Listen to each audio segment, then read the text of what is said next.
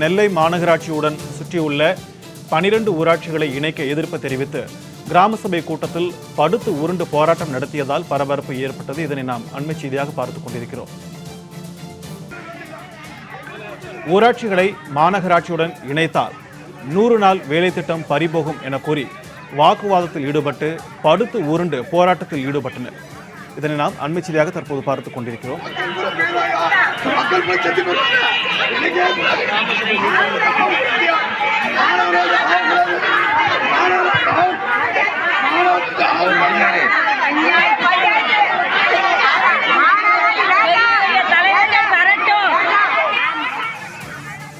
இது குறித்த கூடுதல் தகவல்களுடன் நம்முடன் நேரலையில் இணைந்திருக்கிறார் செய்தியாளர் செல்வராஜ்.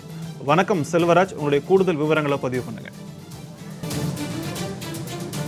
நிஷ்மா பாஷா, நெல்லை மாநகராட்சி பகுதிகளில் குறிப்பாக இட்டேடி, ராமியம்பட்டி, தாளையத்து, நாரமாள்புரம், சுத்தமல்லி, புதுப்பேட்டை உள்ளிட்ட 12 பஞ்சாயத்துகள் மாநகராட்சியுடன் இணைக்கப்படுகிறது.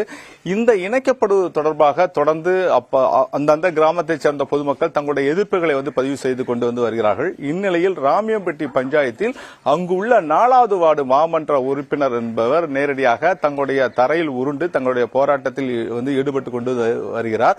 குறிப்பாக 100 நாள் வேலைவாய்ப்பு திட்டம் என்பது தங்களுக்கான கேள்விக்குறியாகிவிடும் என்பதுதான் அவரோட கோரிக்கையாக உள்ளது. குறிப்பாக இது போன்ற பஞ்சாயத்தில் நடைபெறக்கூடிய கூட்டத்தை நாங்கள் நடத்த விட மாட்டோம் எனவும் அவர் தெரிவித்து தங்களுடைய போராட்டத்தில் ஈடுபட்டுக் கொண்டு வருகிறார். அந்த பகுதியில் ஒரு பெரும் பரபரப்பாக காணப்படுகிறது. இதேபோல பாளையங்கோட்டை ஊராட்சி ஒன்றியத்துக்கு உட்பட்ட இட்டடி என்ற கிராமத்திலும் பொதுமக்கள் தங்களுடைய கருப்பு கொடியை ஏந்தி தங்களுடைய போராட்டத்தில் ஈடுபட்டுக் கொண்டு வருகிறார்கள். குறிப்பாக 100 நாள் வேலை வாய்ப்பு திட்டம் என்பது தங்களுடைய எந்த மாதிரியான இந்த கேள்விகள் எழுப்பும் என்பது பொதுமக்கள் மத்தியில் இருக்கிறது. ஏழை எளிய மக்கள் அந்த பகுதியில் மிக அதிகமாக வசித்து வரக்கூடிய சூழ்நிலையில் தங்களுக்கான வீட்டு வரி என்பது, குடிநீர் வரி, மேலும் காலிமனை தீர்வை என்பது உள்ளிட்ட பல்வேறு தீர்வைகள் அதிகமாகிவிடும். இது போன்ற ஒரு சம்பவங்களால் தங்களுடைய வாழ்வாதாரத்தை நடத்த முடியாத சூழ்நிலையாக இருந்துவிடும் என்பதுதான் இந்த கிராம பகுதி மக்களினோட மிகப்பெரிய கோரிக்கையாக உள்ளது. தொடர்ந்து அரசிடம் ஏற்கனவே கடந்த முறை நடைபெற்ற பல்வேறு கூட்டங்களில் தீர்மானம் நிறைவேற்றப்பட்டு நேரடியாக மாவட்ட ஆட்சித்தலைவர் மற்றும் தமிழக அரசிடம் தங்களான கோரிக்கைகளை வைத்த பிறகும் கூட அரசு இன்னும் செவிசாய்க்கப்படாததை கண்டித்துதான் தற்போது இந்த கருப்பு கொடிகள் ஏற்றப்பட்டு தங்களுடைய போராட்டத்தில் ஈடுபட்டுக் கொண்டு வருகிறார்கள். தொடர்ந்து தங்களுக்கான வாழ்வாதாரம் என்பது இழந்து போய்விடும். குறிப்பாக இது முற்றிலுமாக விவசாயம் நிறைந்த பகுதியாக இருக்கின்றன. விவசாயம் நிறைந்த பகுதியாக இருக்கக்கூடிய இந்த சூழ்நிலையில் இது போன்ற தங்களுடைய போராட்டம் என்பது மிக சிரமத்துக்கு ஆளாக்கப்படுவோம் என தெரிவிக்கிறார்கள். இது குறித்து அப்பகுதியை சேர்ந்த கிராம மக்களிடம் கேட்போம். ஐயா வணக்கம், உங்களோட கோரிக்கை என்ன? கருப்பு கொடி ஏந்த அளவுக்கு உங்களுக்கு என்னையா போராட்டம்? இந்த இட்டேரி வணக்கம். இந்த இட்டேரி மகாத்மா காந்தி பிறந்தநாளான இன்று இந்த இட்டேரி ஊராட்சியானது மாநகராட்சியோடு இணைக்கப்படுகிறது என்ற செய்தி எங்களுக்கு துக்ககரமானதாக இருக்கிறது. மேலும் கிராமம்தான் இந்தியாவின் முதுகெலும்பு, இந்தியாவின் வளர்ச்சி கிராமங்களில் தான் உள்ளது என்று முழக்கமிட்ட அந்த மகானுடைய நன்னாளிலே இந்த அறிவிப்பு வெளியாயிருப்பது எங்களுக்கு பேரதிர்ச்சியை தந்திருக்கிறது. மேலும் இந்த இட்டேரி பஞ்சாயத்தானது முற்றிலும் விவசாயமும், கால்நடை வளர்ப்பு, கூலி வேலை, இந்த மூன்றையும் நம்பித்தான் இந்த கிராமமானது செயல்பட்டுக் கொண்டிருக்கிறது. மேலும் இதற்கு கை கொடுப்பது ஊரக வேலைவாய்ப்பு, அந்த மகாத்மா காந்தி ஊரக வேலைவாய்ப்பு திட்டம் தான் இதற்கு மேலும் கை கொடுத்துக் கொண்டிருக்கிறது. இப்படிப்பட்ட நிலையில் இது மாநகராட்சியோடு இணைந்தால் முற்றிலும் இவை அனைத்தும் ரத்து செய்யப்பட்டுவிடும். மேலும் 11 கிலோமீட்டர் தொலைவில் உள்ளது இந்த இட்டேரி கிராமம். மாநகராட்சிக்கும் இட்டேரி கிராமத்துக்கும் 11 கிலோமீட்டர் தொலைவு உள்ளது. மேலும் இடைப்பட்ட பகுதியான ரெட்டியார்பட்டி, புதுக்குளம் பஞ்சாயத்து, அது அவைகள் இப்ப புதுக்குளம் பஞ்சாயத்து 1 கிலோமீட்டர் தூரம் இடைப்பட்ட பகுதியாக உள்ளது. இதற்கு அப்புறம் தான் இட்டேரி பஞ்சாயத்து இருக்கிறது. எனவே இது நிர்வாக வசதிக்கும் இது ஏற்றதல்ல. எனவே எங்களது பகுதியை இந்த மாநகராட்சி இணைப்பிலிருந்து விடுபட செய்யுமாறு அரசிடம் கோரிக்கை வைக்கிறோம். நிச்சயமாக நேரடியாகவே மற்றொரு பெண்மணியிடம் கேட்போம். அம்மா சொல்லுங்கம்மா, உங்களோட கோரிக்கை என்ன? எதற்காக கருப்பு கொடி ஏந்தி இந்த கிராமங்களில் போராட்டம் நடத்திட்டு வரீங்கம்மா? அதாவது எங்களுடைய அண்ணன் சொன்ன மாதிரி நாங்க தாமரச்சி இட்டேரி ஊராட்சியை சேர்ந்த மக்கள். இது நாள் வரைக்கும் பாத்தீங்கன்னா அடிப்படையிலே இங்க வாழ்ற மக்கள் விவசாயத்தையும் கால்நடையும் மட்டுமே நம்பிட்டு இருக்காங்க. விவசாயம் மழை பெஞ்சாச்சுன்னா கூலி வேலைக்கு விவசாயம் சார்ந்த தொழிலுக்கு போயிருவாங்க. அதுக்கு முன்னால வரைக்கும் பாத்தீங்கன்னா இந்த 100 நாள் வேலை திட்டத்துல தான் நாங்க வேலை பார்த்துட்டு இருக்கோம். முந்தியெல்லாம் பாத்தீங்கன்னா ஏதோ குளத்தை வெட்டினாங்க தூர வெட்டினாங்க அப்படின்னு போயிட்டு இருக்கப்ப இப்போ இந்த பினான்சியல் இயர்ல பாத்தீங்கன்னா ஃபுல்லா எல்லாருமே விவசாய சம்பந்தப்பட்ட வரப்பு எடுத்துறதுக்கு எர்த்தன் பெண்டிங் இந்த மாதிரி பண்ணக்குட்டை இந்த மாதிரி வேலைகளுக்கு தான் நிதி ஒதுக்கி நாங்க வேலை பார்த்துட்டு இருக்கோம். இந்த நல்ல தருணத்துல விவசாயிகளுக்கு நிதி ஒதுக்கி நாங்க வந்து நல்ல பயன்படுத்துற டைம்ல இப்ப கார்பரேஷன் ஆயிட்டுன்னா உண்மையிலே மக்கள் பாதிக்கப்படுதாங்க. அடுத்த பட்சத்துல வந்து விவசாயிகளும் ரொம்ப பாதிக்கப்படுவாங்க. ஏன்னா 2 ஃபார்மர்ஸ் 4 பேர்கிட்ட பயனடைஞ்சிருக்காங்க. இந்த ஊரக வேலை விவசாயிகளும் பாதிக்கப்படுவாங்க. இதையே நம்பிட்டு இருக்கிற 350 குடும்பங்கள் இருக்காங்க. மொத்தம் 854 பாப்புலேஷன்ல 350 பேர் ஜாப் கார்டு குளத்தட்டை போட்டு வேலை பார்த்துட்டு இருக்காங்க. எத்தனையோ ஃபேமிலியில பாத்தீங்கன்னா குடிகாரங்க இருப்பாங்க.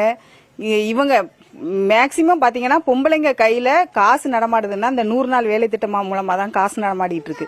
இவங்க சீட்டு நாட்டு போட்டு வீட்டுக்காருக்கு தெரியாம நிறைய பிள்ளைங்க படிப்புக்காண்டி ஒரு லோன் எடுத்து பேங்க் லோன் எடுத்து ஆர்டி கட்டுறது நிறைய பைசா வந்து இது மூலமா தான் போயிட்டு இருக்கு.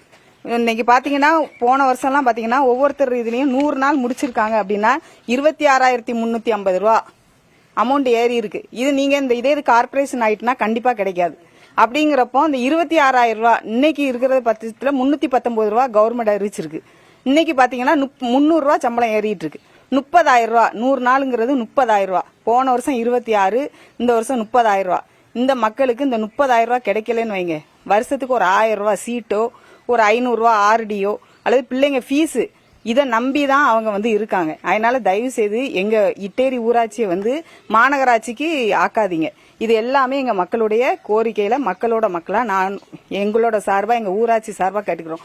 இன்னொன்னு என்னன்னு கேட்டீங்கன்னா நாங்க வந்து எப்போ போன் பண்ணாலும் எங்களுடைய ஹேபிடேஷன் தாமரைச்செல்வி 2 கிலோமீட்டர்ல தான் இருக்கு. ஆனா எந்த டைம்ல கரண்ட் இல்லையா லைட் இல்லையா தண்ணி வரலையா உடனே நாங்க ஊராட்சியில எங்க தலைவர்கிட்ட போன் பண்ணி சொன்னா போதும், நேர்ல கூட வர வேண்டாம், அடுத்த செகண்ட் அதுக்கு லேபர் அனுப்பி செஞ்சிருந்தாங்க.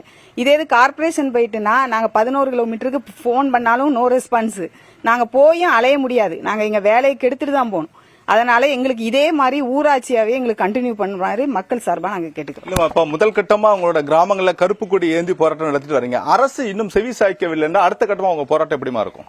எங்களுடைய இது முதலமைச்சர் அடுத்தது நாங்க வந்து கலெக்டர் ஆபீஸ்க்கு மனு கொடுக்க போறோம், மண்டே பெட்டிஷன். அதுவும் முடியலன்னா நாங்க நேரா சென்னை சிஎம்க்கு தான் போகணும், வேற வழியே கிடையாது. கிராம மறியல் போராட்டம் எல்லாமே நடக்கும். ஏன்னா மாநகராட்சி அளவுக்கு வந்து இங்க வந்து வசதி வாய்ப்புலாம் கிடையாது. மாநகராட்சியே வேண்டாம். இன்னொன்னு என்னன்னு கேட்டீங்கன்னா இப்ப நீங்க சொல்றீங்க இது வந்து சாதாரண ஒரு பஞ்சாயத்து, விவசாய தொழிலை நம்பி இருக்கக்கூடிய பஞ்சாயத்துன்னு. ஆனா இது வந்து ஒரு மாநகராட்சியா மாற்றணும்னா மக்களோட கருத்து கேட்டிருக்கணும். அது இப்படி கேட்டிருக்காங்களா அதிகாரிகள்? அதாவது அது இது வரைக்கும் ஒண்ணுமே கேட்கல. அவங்க வந்து எக்ஸ்டென்ஷன் ஏரியாவை வச்சு கூட அந்த லேண்டை வச்சு கூட மக்களோட இது வச்சு இது பண்ணிருப்பாங்க. ஆனா இங்க பாத்தீங்கன்னா 80-90% பாத்தீங்கன்னா பாமர மக்கள் தான், விவசாயிகளை நம்பிட்டு இருக்கிற மக்கள். எக்ஸ்டென்ஷன் ஏரியா ஒரு 10% வேணா அவங்க வந்து வளர்ச்சியடைந்த பீப்புளா இருப்பாங்க, எஜுகேஷனல் பீப்புளா இருப்பாங்க, டிபார்ட்மெண்ட்ல இருப்பாங்க. ஆனா 90% பாத்தீங்கன்னா எல்லாருமே பாத்தீங்கன்னா பாமர மக்கள் இப்பதான் தான் பிள்ளைங்களை படிப்பறிவு லெவல்ல கொண்டு போயிட்டு இருக்காங்க. அப்படிங்கிறப்போ எங்களை வந்து மாநகராட்சி ஆக்கிட்டீங்கன்னா எல்லாமே நாங்க இழந்துருவோம். அடிப்படை வசதிகள் ஒண்ணுமே எங்களுக்கு வந்து கிடைக்காது. சாதாரண ஒரு குடிநீருக்கும் ஒரு மின்சாரத்துக்கும் நாங்க அவங்க கிட்ட போய் இது பண்ண முடியாது. இன்னொன்னு சாதாரணமா நீங்க பாத்தீங்கன்னா 55 ரூபா தான் வருஷத்துக்கு எங்களுக்கு வீட்டு தீர்வு போடுறாங்க. இதே இது நாங்க கார்பரேஷன் ஆக்கிட்டாங்கன்னா பல மடங்கு எங்களுக்கு ஒசரம். அப்படின்னா நாங்க வாங்குற டெய்லி வேஜஸ் வந்து நாங்க அங்கதான் கொடுக்கக்கூடிய லெவலுக்கு போவோம். அடுத்து தண்ணி தீர்வை போடுவாங்க, நாங்க ரோட்ல நடக்கிறதுக்கு டாக்ஸ் போடுவாங்க, ஒரு மாடு செத்தா டாக்ஸ் போடுவாங்க. அப்பனா நாங்க விவசாய சம்பந்தப்பட்ட எல்லாத்துக்குமே நாங்க வந்து வரி கட்டி ஆகணும். அப்படிங்கிறப்ப எங்களுக்கு வந்து கார்பரேஷன் வேண்டாம். நாங்க வந்து இருக்கிற இந்த ஊராட்சியே எங்களுக்கு வந்து நிலைச்சு இருக்கும்படியா மக்கள் சார்பா நாங்க கேட்டுக்கிறோம். பாஷா, நீங்க நேரடியாவே கேட்டிருக்கலாம். இந்த பகுதி மக்களோட நீண்ட நாள் கோரிக்கை என்பதே தங்களை மாநகராட்சியோடு இணைக்கப்பட வேண்டாம் என்பதுதான். குறிப்பாக அவர்கள் அடுத்த கட்டமாக திருநெல்வேலி மாவட்ட ஆட்சித்தலைவர் டாக்டர் கார்த்திகேயனை சந்தித்து மனு கொடுக்க இருப்பதாகவும், அதற்கும் அவர்கள் நடவடிக்கை எடுக்கப்படவில்லை என்றால் தமிழக அரசுக்கு முதலமைச்சரை நேரடியாக சந்தித்து தங்கள் மனு கொடுப்பதாகவும் தங்கள் முதல் கட்டமாக இந்த கிராம பகுதி மக்கள் என்பது தெரிவித்துள்ளார்கள். குறிப்பாக நேரடியாக ஒரு தனி குழுவாக அமைத்து அதிகாரிகளை அமைத்து ஒவ்வொரு கிராமங்களுக்கும் நேரடியாக சென்று, குறிப்பாக அந்த 12 பஞ்சாயத்துகளுக்கும் நேரடியாக சென்று அதிகாரிகள் தங்கள் ஆய்வுகளை மேற்கொள்ளப்பட வேண்டும் என்பதுதான் அவரோட கோரிக்கையா இருக்கிறது. ஏனென்றால் எந்தவித ஒரு ஆய்வும் மேற்கொள்ளப்படாமல் திடீரென 12 பஞ்சாயத்துகளையும் திருநெல்வேலி மாநகராட்சியோடு இணைப்பதை ஏற்றுக்கொள்ள முடியாது என்பதுதான் பொதுமக்களோட கோரிக்கையா உள்ளது. பாஷா, நெல்லை மாநகராட்சியுடன் 12 ஊராட்சிகளை இணைக்க எதிர்ப்பு தெரிவித்து நடைபெற்று வரும் இந்த போராட்டம் குறித்து விரிவான தகவல்களை பதிவு செய்தமைக்காக நன்றி செல்வராஜ்.